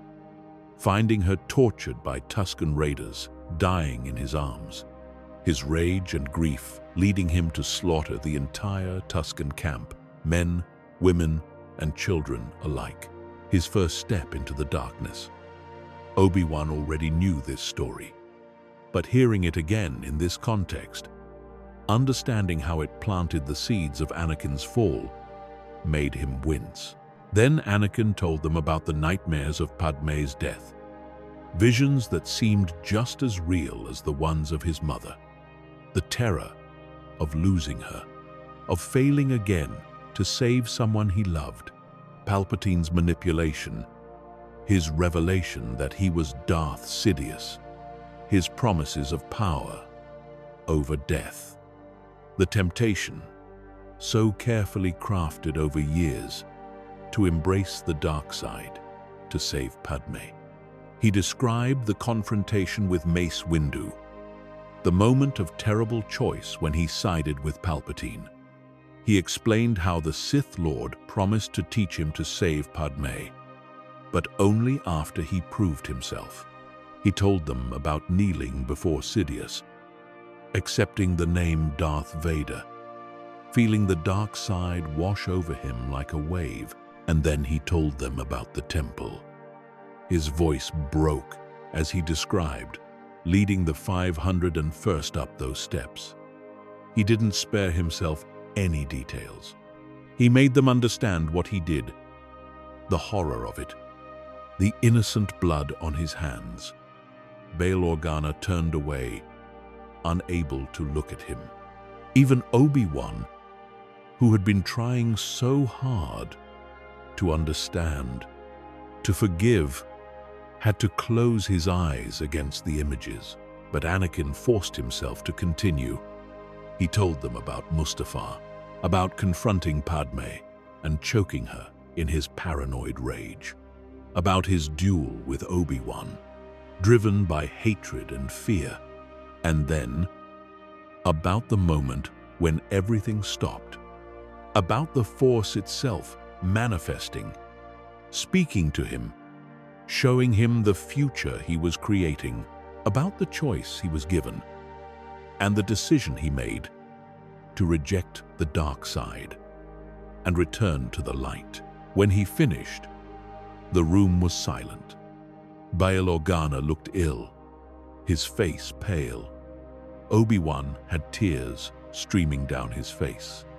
And Yoda looked ancient beyond measure, burdened by a grief and disappointment that weighed on him like physical chains. A terrible story, that is. Crimes beyond measure you have committed. The younglings, the Jedi, the betrayal. No forgiveness for such things. There can be no redemption that will wipe away this blood, I know. Anakin's voice was steady, accepting. I don't ask for forgiveness. I don't deserve it. But I do ask for a chance to stop Palpatine, to prevent the Empire from rising, to save whoever can still be saved. And then, after that, you can execute me. You can throw me in prison for the rest of my life. Whatever punishment you deem fit, I'll accept. But please, let me help fix what I broke. The Force intervened for you. Yoda's eyes searched Anakin's face. Never in all my years have I heard of such a thing. The Force itself, speaking directly to a person, giving them a choice. Why you, Anakin Skywalker? What makes you special enough for the Force to break its own rules? I'm the chosen one. The words tasted like ash in Anakin's mouth. The prophecy said I would bring balance to the Force. I thought that meant destroying the Sith. But maybe it means something else. Maybe it means understanding both light and dark, and choosing to serve the light even after falling to the dark. I don't know. I don't have all the answers, but the Force gave me this chance, and I intend to use it. Bail Organa finally spoke, his voice thoughtful despite his obvious disgust. If we're going to stop Palpatine, we need to do it quickly. He controls the Senate, the military, and now the clone army. Soon he'll declare himself emperor and reorganize the Republic. Once that happens, it will be almost impossible to remove him. We expose him first. Anakin's mind was already working, planning, strategizing, despite the pain. We reveal that he's Darth Sidious. We show the Senate proof that he orchestrated the entire war from both sides. We turn public opinion against him before he can consolidate his power. Proof? What proof do we have? The Jedi have suspected for months that a Sith Lord was manipulating events. But we never found solid evidence. I know his codes. Anakin's eyes were fierce. I know where he keeps his personal communications, his financial records, everything. As his apprentice, he shared secrets with me. I can access his private files, download proof of his dealings with Dooku, with the Separatist Council, with everyone. We can expose him utterly. A dangerous plan, that is. Yoda's voice was skeptical. Return to Coruscant. We would have to infiltrate the Senate building under Palpatine's nose. Retrieve evidence from the most well-guarded location in the galaxy. And do all of this while the entire clone army is hunting Jedi. It's dangerous, but it's our only chance. Obi-Wan had joined the planning now, his tactical mind engaging with the problem. If we don't stop Palpatine now, the Empire will rise. Jedi will be hunted to extinction. The darkness will spread across the galaxy. Whatever the risk, we have to try. Agreed. I am. Reluctantly. Yoda nodded slowly. But Anakin cannot come. Too weak, he is. Too damaged. Need time to heal, he does. No. Anakin's voice was firm despite his physical weakness. I have to be there. The Senate needs to see me, to hear me confess what I did. I'm the proof. I'm Palpatine's apprentice. Without me, he can deny everything, claim the evidence is fabricated. But if I stand before them and tell them the truth, Show them what he made me become. They'll have to believe it. You can barely stand. Obi-Wan's voice was concerned. Your cybernetics aren't even fully calibrated yet. You're in constant pain. How can you possibly? I'll manage. Pain is something I'm going to have to live with for the rest of my life. Might as well start now. The Force gave me this chance. I'm not going to waste it because of a little discomfort. The medical droids protested vehemently when the plan was explained to them. Their patient needed weeks of recovery, months of physical therapy, constant monitoring, but Anakin overruled them. He forced himself out of the medical bed, testing his new cybernetic legs. They responded sluggishly. The neural interface, not yet fully integrated. Every step was an exercise in concentration and pain, but he kept moving, kept pushing, kept forcing his body to obey. Padmé was brought in, carrying Luke and Leia.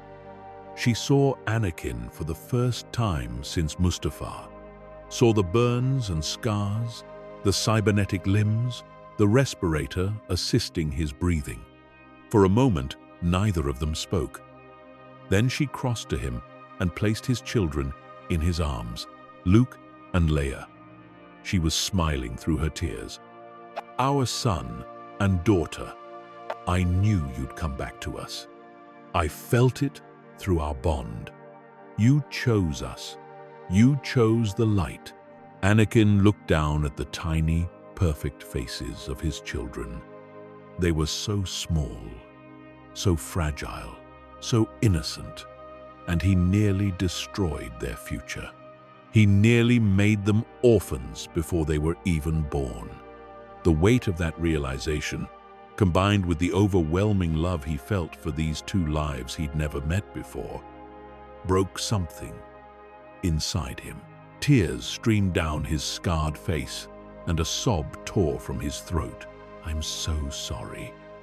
I'm sorry for everything. For what I did. For what I almost became. For nearly destroying our family. You deserve so much better than me. You're here now. That's what matters. Padmé took his face in her hands, careful of the burns. You made a terrible mistake. You fell into darkness, but you climbed back out. And now, we face the future together. All four of us. They held each other, this broken family, and for just a moment, there was peace. But the moment could not last. Plans must be made. The galaxy would not save itself. Over the next 3 days, the infiltration team was assembled. Obi-Wan and Anakin would lead the mission, despite everyone's protests about Anakin's condition. Bail Organa would use his position as senator to get them inside the Senate building. Master Yoda would coordinate from a distance, ready to intervene if Palpatine tried to flee. And they'd need loyal clone troopers, soldiers who hadn't fallen under the influence of Order 66. That's where Captain Rex proved invaluable. He arrived at Polis Massa with a small squad of clone troopers, all of whom had removed their inhibitor chips. The procedure was dangerous, requiring precise surgery to extract the biochip from the brain. But Rex and his squad had done it, and they were now free from Palpatine's control. Sir, Rex saluted Anakin, and the clone captain's eyes showed the pain of what he'd had to do. Commander Cody tried to execute General Kenobi on Utapau. Commander Gree tried to kill Master Yoda on Kashyyyk. I've lost brothers across the galaxy, turned into murderers by a chip in their head. If there's a chance to make this right, to stop the person responsible, we're with you all the way. Anakin clasped his shoulder. Thank you, Rex, for your loyalty, for your courage, and for giving me a chance after everything I've done. You're not the same person who led us to the temple, sir. I can see that. Whatever happened to you on Mustafar, whoever you were before, you're different now. You're fighting on the right side. That's good enough for me. The plan was refined over multiple strategy sessions. They'd infiltrate Coruscant during a Senate session. Bail would use his credentials to get Anakin and Obi-Wan past security, disguised as his personal guards. Once inside, they'd make their way to Palpatine's private office while Bail kept the Senate occupied. Anakin would access Palpatine's personal files and download everything he could find. Then they'd confront Palpatine publicly, before the entire Senate, and reveal everything. It was audacious. It was dangerous. It relied on multiple things going right in a situation where almost everything could go wrong. But it was the only plan they had. 3 days after the duel on Mustafar, Anakin stood in a dressing room on Polis Massa, looking at himself in a mirror. The reflection staring back at him was almost unrecognizable. His face was heavily scarred from the burns, with one side worse than the other. His cybernetic left arm was clearly mechanical. No attempt made to disguise it. His legs, hidden beneath robes, were entirely cybernetic now, and a small respirator unit, much less intrusive than the iron lung Vader would have needed, assisted his damaged lungs. He looked like what he was, a man who fell into fire and darkness and barely crawled back out. The scars would never fully fade. The cybernetics would be with him for life. He would never again be the handsome young Jedi who charmed senators and won hearts across the galaxy. But as Anakin studied his reflection, he found he didn't mind. These scars were his penance. These cybernetics were his reminder. He would carry them proudly, a testament to both his fall and his choice to rise again. Padme entered behind him, her reflection appearing in the mirror beside his. She was still weak from childbirth, still recovering from her near death, but her eyes were fierce and determined. You don't have to do this, you know. You could stay here, recover, spend time with Luke and Leia. Obi-Wan and the others could handle the mission. No, they need me. And more than that, I need to do this. I need to face Palpatine. I need to stand before the Senate and confess what I've done. It's part of my path back to the light. Anakin turned to face her directly. But I promise you this, I will come back.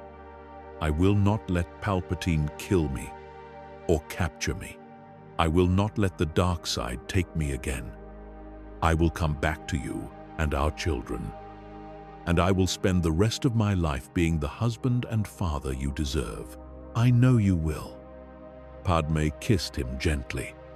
May the Force be with you, Anakin Skywalker, my husband, my hero, my love. I dart. The journey to Coruscant was tense. They took Bail's senatorial shuttle, less conspicuous than a Jedi vessel. Anakin spent the trip in meditation, reaching out to the Force, not to demand power, but simply to connect. And to his wonder, he felt a response. The Force flowed through him, not with the electric power of the dark side, but with a calm, steady strength. It was like coming home after a long journey, like feeling the sun on his face after years in darkness. The Force spoke to him, though not with words this time. It was more like impressions, feelings, gentle guidance. He sensed that his path would be difficult, that the temptation to fall would never truly leave him. But he also sensed support, compassion, and something that felt almost like pride. The Force was with him. and as long as he stayed true to the light, he would never be alone. They arrived at Coruscant and immediately noticed the changes. Imperial banners were already being hung throughout the capital. Clone troopers patrolled in formation, their movements more militaristic than before. There was a tension in the air, a sense that something fundamental had shifted. The Republic, which had stood for 1,000 generations, was dying, and in its place, something darker was being born. But not yet. Not if they could stop it. Bail's credentials got them past the first security checkpoint without issue. The guards recognized the senator from Alderaan and waved his shuttle through. They landed in the Senate building's private hangar, and Bail led Anakin and Obi-Wan toward the main chamber. Both Jedi were disguised in simple robes, their faces hidden by hoods. Anakin had to focus on every step, his cybernetics still not perfectly calibrated. But he kept moving forward, driven by purpose. The Senate was in session, and Palpatine addressed them from his podium. His voice carried across the chamber, and Anakin felt sick, hearing the lies flow so smoothly from his former master's lips. My dear colleagues, these are dark times indeed. The Jedi Order, which we trusted to protect the Republic, has revealed itself as a threat. Their attempted coup, their betrayal of democracy itself, has shaken the very foundations of our government. But I assure you, order is being restored.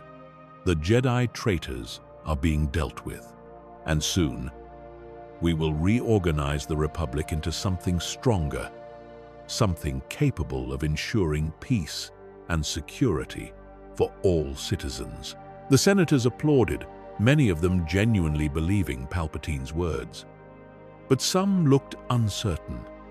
Some, like Mon Mothma and Garm Belibli, clearly sensed that something was wrong. They were the ones Anakin needed to reach. They were the ones who might still be saved from the Empire's corruption. While Palpatine continued his speech, Anakin and Obi-Wan slipped away from Bail and made their way toward the Chancellor's private office. The route was familiar to Anakin. He'd walked these halls countless times as Palpatine's confidant and secret apprentice. Security was tighter than usual, but Obi-Wan's Jedi mind tricks got them past most checkpoints. The few guards who couldn't be tricked, Rex and his squad dealt with quietly.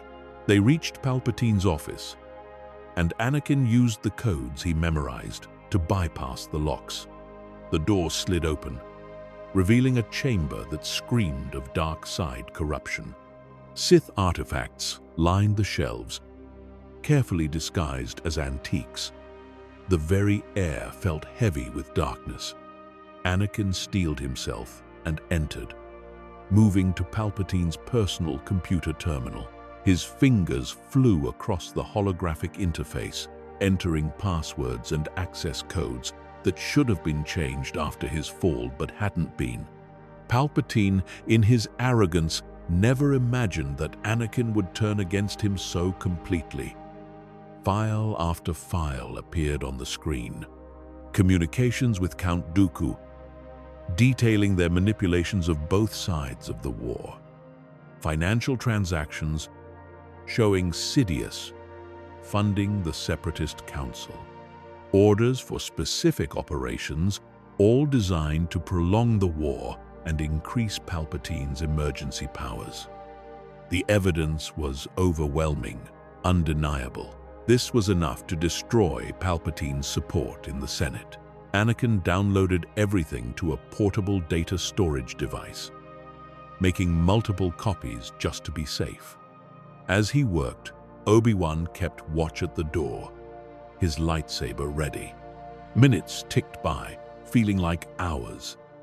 Every second they remained here was a second closer to discovery. Almost done, just a few more files. But then, alarms began to blare throughout the Senate building. Red lights flashed, and automated security protocols activated. Someone had discovered their presence. Or worse, Palpatine had sensed them through the Force. We're out of time. Go! Obi-Wan ignited his lightsaber as security droids began to converge on their position. Rex and his squad opened fire, their training weapons cutting down the first wave of droids. But more were coming. Got it.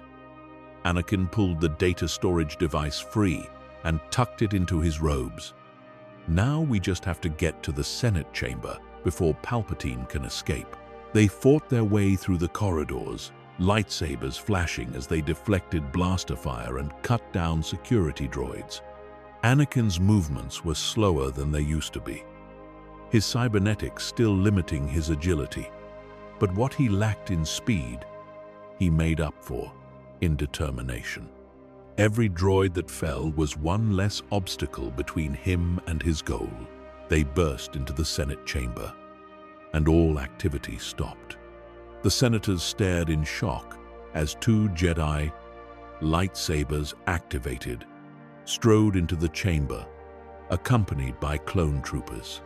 Palpatine's face, which had been mid-speech, went through a complex series of expressions: shock, rage, fear, and finally, cold calculation. Obi-Wan Kenobi, Anakin Skywalker, what is the meaning of this intrusion? You dare to interrupt the Senate with your weapons drawn?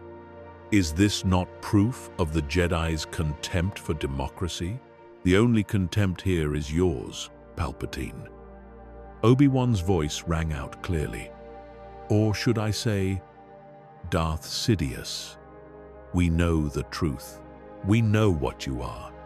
A murmur ran through the Senate. Sidious? The name meant nothing to most of them, but those familiar with Sith lore understood its significance. Palpatine spread his hands in a gesture of confusion and innocence. I have no idea what you're talking about. This is clearly a desperate attempt by the Jedi to justify their failed coup. Senators, I call for these traitors to be arrested immediately. But Anakin stepped forward, throwing back his hood. The gasp that ran through the Senate was audible. His scarred face, his obvious injuries, his reputation as a war hero, all of it combined to give him credibility that Palpatine could not easily dismiss. I am Anakin Skywalker, General of the Grand Army of the Republic, hero of the Clone Wars, and Darth Vader, apprentice to Darth Sidious. The man you know as Chancellor Palpatine is a Sith Lord. He has manipulated the Republic for decades, orchestrating the Clone Wars from both sides. He turned me against the Jedi. He ordered me to attack the temple and kill everyone inside. And he planned to reorganize the Republic into an empire with himself as absolute ruler. Lies. Palpatine's voice was sharp, but there was an edge of desperation now. This man is clearly injured, possibly brain damaged. He's been turned against me by the Jedi Council, who feared my growing popularity and support among the people. Then explain this. Bail Organa stepped forward, holding up one of the data storage devices. We have evidence. Communications between you and Count Dooku. Financial records showing Darth Sidious funding the Separatists. Orders for operations designed to prolong the war. All of it in your personal files. All of it accessed with your private codes. The holographic projectors in the Senate chamber activated, displaying the evidence for all to see. Message after message between Palpatine and Dooku, discussing their plans. Financial transactions that should have been impossible to trace now laid bare.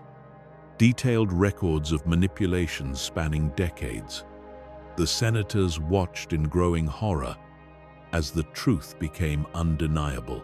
Palpatine's mask of confusion and innocence finally cracked. His face contorted with rage, and his yellow eyes, the mark of the dark side, became visible to everyone in the chamber. Lightning crackled from his fingertips, and he unleashed it not at Anakin or Obi-Wan, but at the senators closest to him.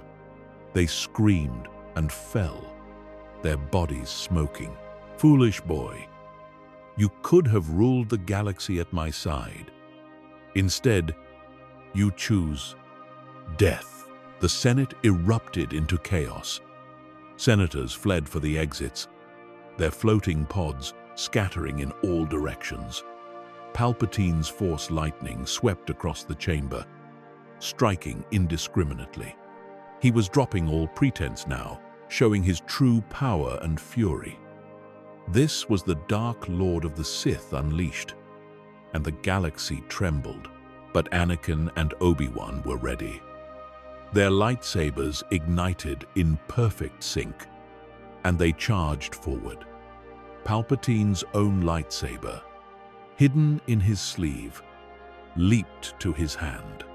The blade was red, the color of the Sith, and it moved with a speed that would terrify lesser opponents.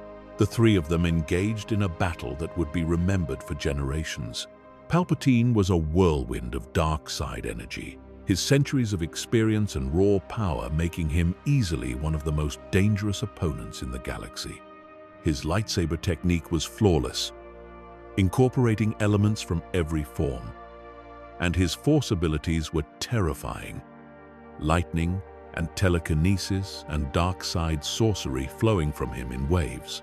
But Anakin and Obi-Wan had something Palpatine never expected: synergy, true partnership.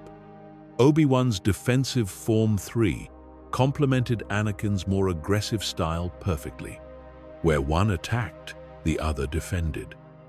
Where one created an opening, the other exploited it.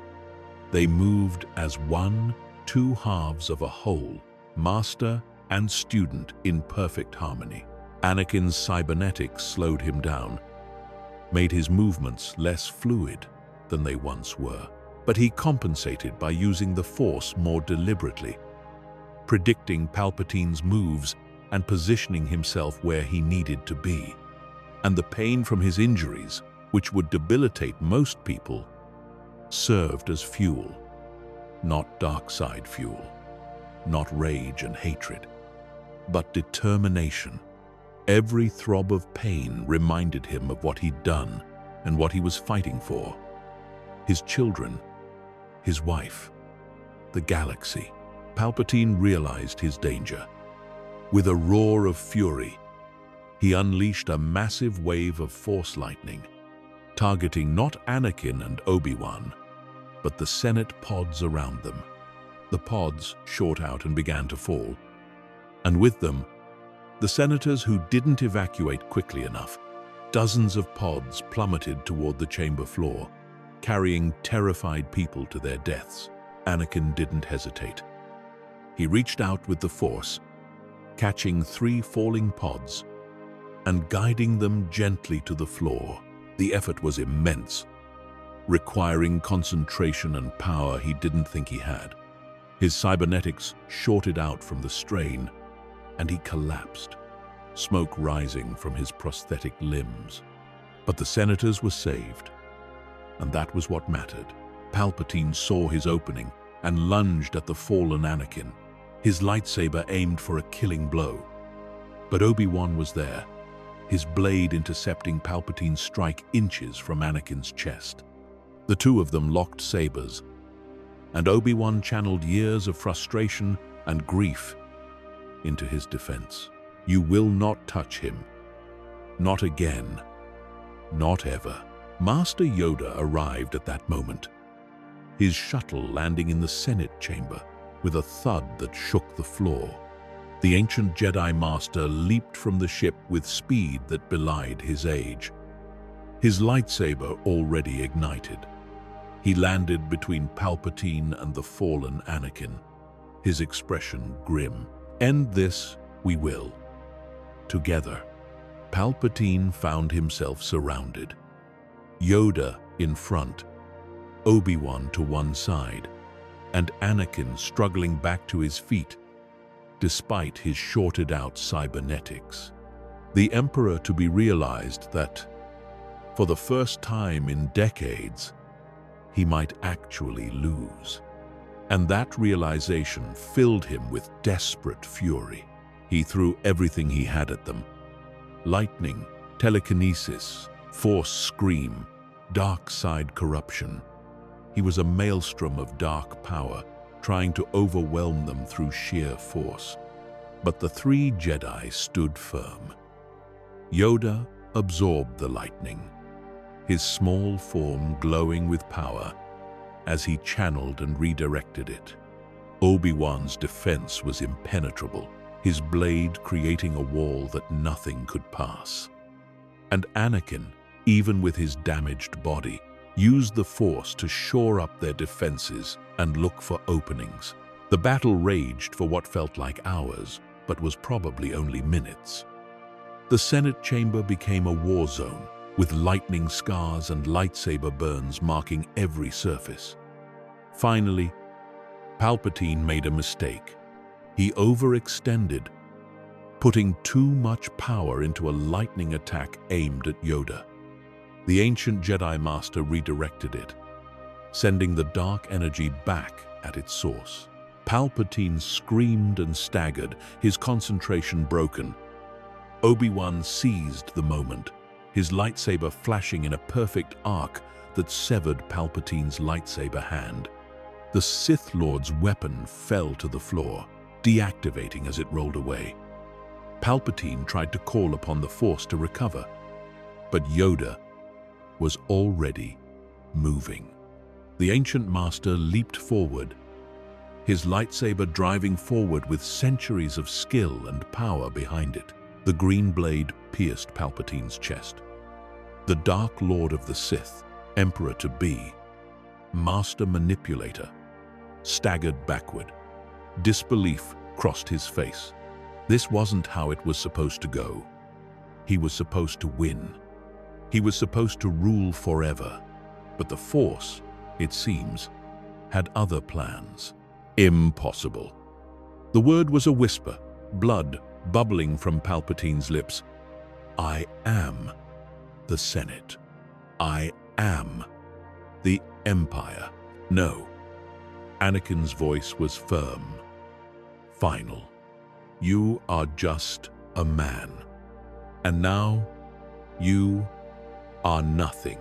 Palpatine's body began to dissolve, consumed by dark side energy. It was a phenomenon that sometimes happened when a powerful dark sider died, their corruption literally eating them from the inside. Within moments, there was nothing left but scorch marks on the Senate floor and the fading echo of malice in the Force. The three Jedi stood in the ruined Senate chamber, breathing heavily. Around them, the surviving senators slowly emerged from their hiding places, staring in shock at what just transpired. The evidence of Palpatine's crime still played on the holographic projectors. His Sith identity had been revealed, and his death, witnessed by hundreds, could not be denied or covered up. The war is over. Obi-Wan's voice was weary but relieved. The Sith are defeated. The Republic is saved. No, not saved. Yoda's expression was somber. Damaged, it is. Corrupted by Palpatine's influence. Rebuild we must. Reform we must. A long road ahead there is. But at least now, a chance we have. Anakin collapsed again, his body finally giving out. The strain of the battle, combined with his injuries and the damage to his cybernetics, was too much. But as consciousness faded, he smiled. He did it. He stopped Palpatine. He saved the Republic. And he did it by choosing the light over the dark. When he woke again, he was back in a medical bay, but not on Polis Massa. He recognized the Jedi Temple's medical facilities. Somehow, impossibly, he was back in the place he attacked, the place where he slaughtered innocents. The irony was not lost on him. Padme was there, sitting beside his bed with Luke and Leia. When she saw his eyes open, her face lit up with relief and joy. You did it. You stopped him. The whole galaxy is talking about how Anakin Skywalker exposed and defeated Darth Sidious. You're a hero again. I'm not a hero. Anakin's voice was firm. I'm a murderer who was given a second chance. I don't deserve praise. The Jedi Council has been debating what to do with you. Padme's voice was gentle. Some wanted execution. Others wanted life imprisonment. But Master Yoda argued for a different path. He said, you've been given a mission by the Force itself, and it would be wrong to interfere with that. What mission? Master Yoda entered, as if summoned by the mention of his name. The ancient Jedi Master looked tired, burdened by grief for all the Jedi lost. But there was also something like hope in his eyes. The Jedi Order must change. Clear that is now. Too rigid we became, too bound by rules, too divorced from the concerns of ordinary people. Need reform we do.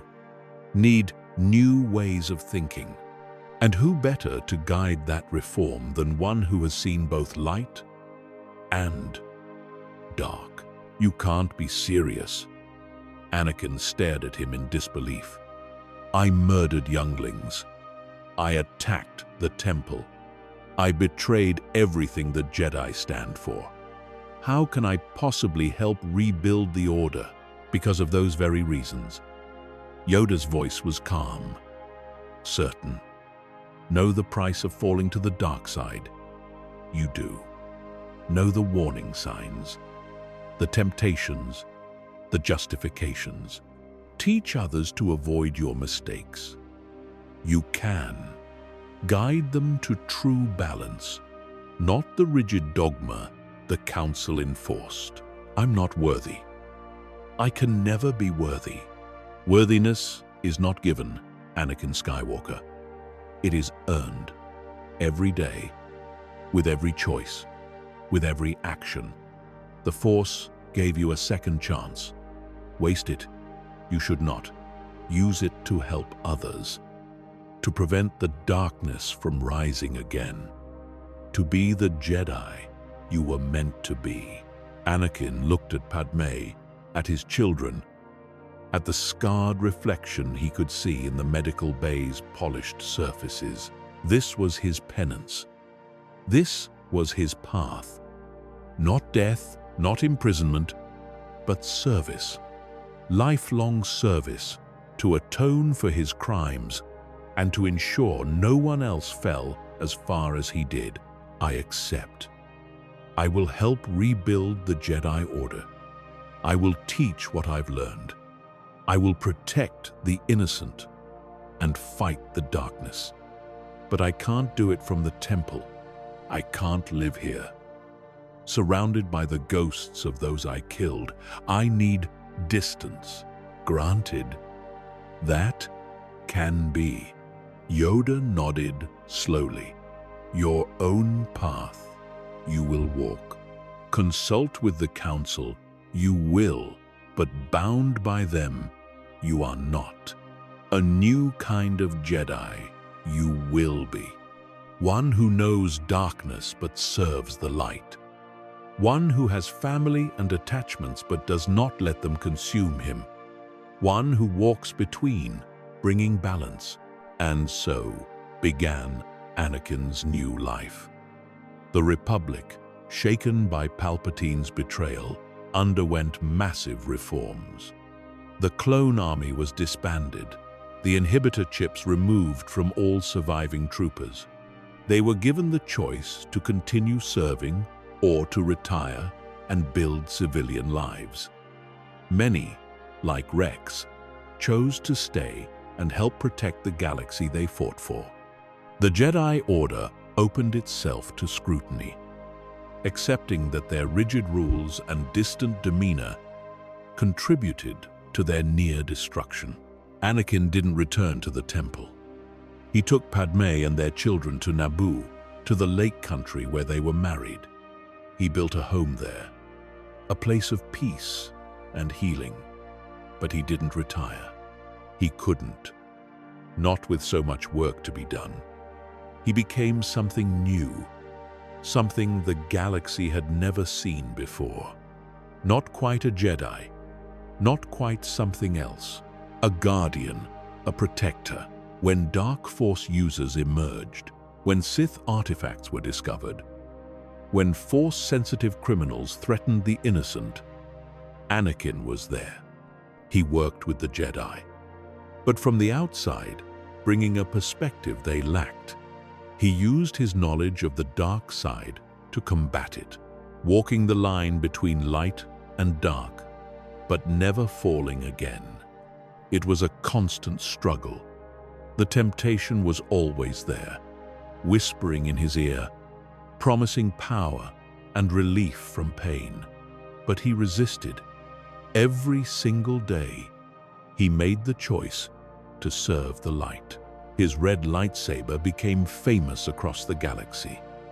Unlike other Jedi who shied away from the color associated with the Sith, Anakin kept it as a reminder. He bled a new crystal himself, pouring his pain and regret into it, creating a blade that shone with crimson light. It served as a warning to others and a reminder to himself. He would never forget what he was. He would never forget how far he fell. And he would never let it happen again. Years passed. Luke and Leia grew strong and healthy, raised by both their mother and father. Anakin trained them carefully in the Force, but he didn't train them to be Jedi. He trained them to be balanced, to understand both light and dark, to make their own choices. He shared his story with them, holding nothing back, letting them see the scars and cybernetics that marked his fall. He wanted them to understand that even the strongest could fall, and that the path to darkness was paved with good intentions. Luke grew into a compassionate young man, fascinated by the Force and eager to learn. He wanted to help people, to heal the wounds the galaxy still bore from Palpatine's manipulations. Leia was fierce and political, taking after her mother, determined to ensure that the Republic never again fell prey to corruption. Both of them inherited their father's strength in the Force. Both of them carried his legacy. But they also forged their own paths. On a warm evening, as the twin suns of Naboo set over the lake, Anakin stood on his porch, watching his children play. They were using the Force in their game, lifting rocks and leaves, laughing as they competed to see who could stack them higher. Padme joined him, her hand finding his cybernetic one naturally. "Do you ever regret it?" she asked quietly. "Turning back, I mean. You could have been the most powerful being in the galaxy as Vader. Instead, you're here, scarred and broken, spending your days teaching and protecting rather than ruling. Every single day, I think about what I did, the people I killed, the lives I destroyed, the innocents I betrayed." Anakin's voice was steady, accepting. But regret turning back? Never. This, right here, this is worth more than all the power in the galaxy. Our children playing without fear, the galaxy at peace, or at least working toward it. Knowing that I chose the light over the darkness, that's worth any amount of pain. The Force was right to give you that choice. Padme leaned her head against his shoulder. You're a better man now than you ever were before you fell. No, I'm a broken man trying to do better.